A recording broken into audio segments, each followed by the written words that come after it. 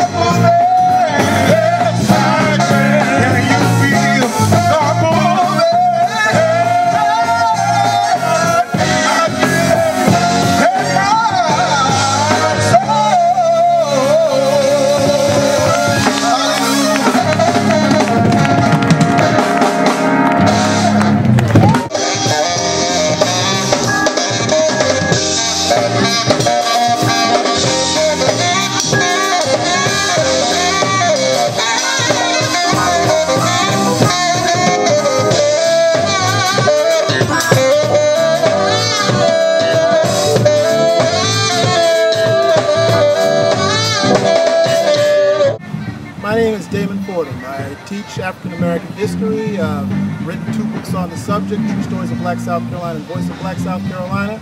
And I speak on radio and at numerous public events, and hopefully soon on television and through forums like this. Now, people have asked me, what would I do to change the world? And my thing would be to have people better informed, because so many people don't read or depend on so many other people for information that they should get themselves. They're often misdirected by politicians and the media and wind up being mentally enslaved to these people and they wonder why they don't make progress as a result. Because I've often encouraged people the fact that in this country, libraries are free and are accessible to almost anyone, so that they should go to them and make use of them and become better informed. And a lot of times when I speak to young people, for example, a lot of them, I used to think that since Obama was elected, that would automatically solve their problem of self-esteem. But it turns out that a lot of them still have this belief that we as people tend to be good at all things physical, but nothing in the mental. And they're often shocked when I tell them about people like the great Frederick Douglass, man born a slave, and yet he never went to school a day in his life. But because of his thirst for knowledge and education, the man read and read and read and listened to educated people and practiced how to speak, so that he was eventually able to negotiate with people like Abraham Lincoln about the freedom of his own people, as well as going through the world articulating the reality of slavery and making them understand the ugliness of it, so that eventually a change was made in that situation. Now, one thing that I'm concerned about is the fact that if Frederick Douglass, working with nothing, can rise himself up to that level, I tried to explain to the youth that with all that we have today, if they could just take what they have with all we have today, imagine the heights that could lead them. And this is very important because you never know when a young person would be inspired.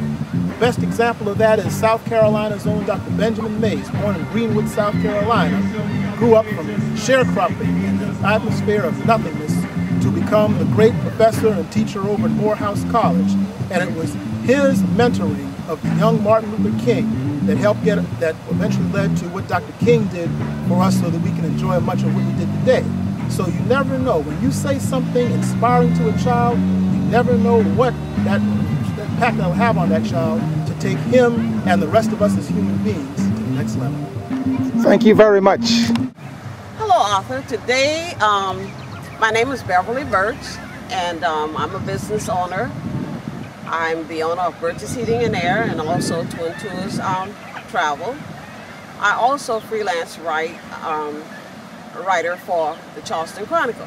What I'd like to talk to you about today is why are black folks so apathetic today?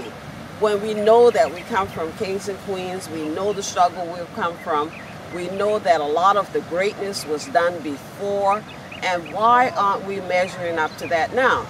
Well, some of the reasons I think is because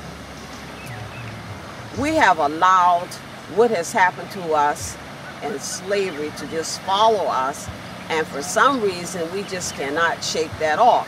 Now, what am I talking about that we can't shake it off? It's time for us to start doing things. We are always trying to bring each other down. We don't know how to work collectively to reach our goals, and we just complain.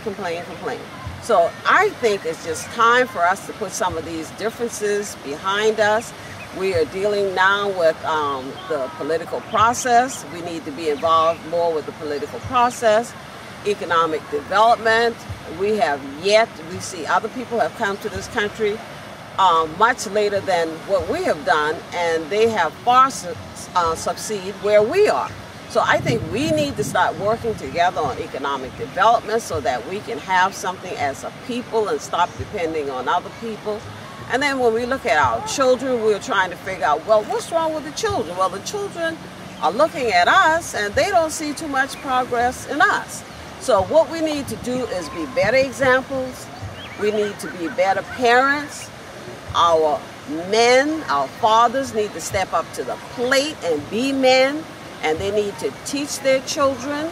We cannot continue to allow our children to stay in one place and be stagnant. We have to expose them to different environments, different experiences, to let them know that there is a better life out there for them.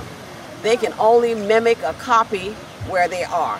And so I think as parents, we just need to do more with our children, for our children, and stop buying so many games and introducing them to the violent type games and stuff, and take them on vacations, take them on trips. You know, you don't have to have a whole bunch of money to take your children somewhere and do something constructive with them.